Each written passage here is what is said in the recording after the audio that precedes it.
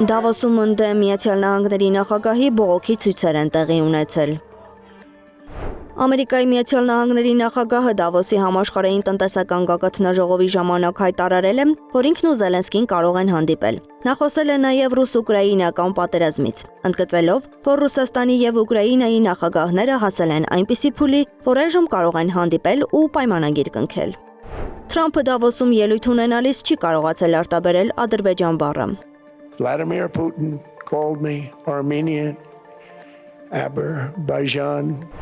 Թրամփը Գրենլանդիայի յուրաքանչյուր բնակչին կարող է առաջարկել $1 միլիոն, եթե քվեարկեն Միացյալ Նահանգներին միանալու համար, գրում է Daily Mail-ը։ Պարբերականը նշում է, որ կղզում բնակվում է 57,000 մարդ, ինչը նշանակում է, որ ըստ Միացյալ Նահանգների նախագահի Գրենլանդիայի արժեքը $57 միլիարդ է։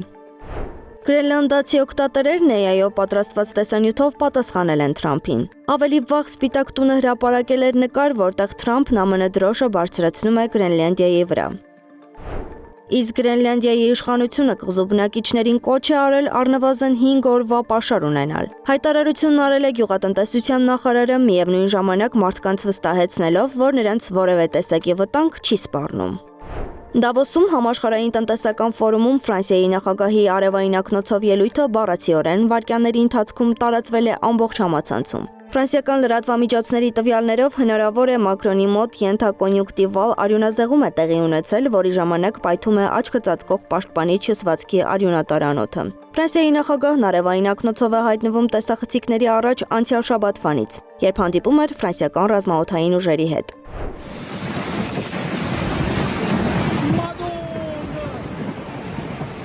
Սիցիլիայում տեղի ունեցած ավերիչ ջրհեղեղը սրբել տարել է իր ճանապարհին եղած ամեն բան։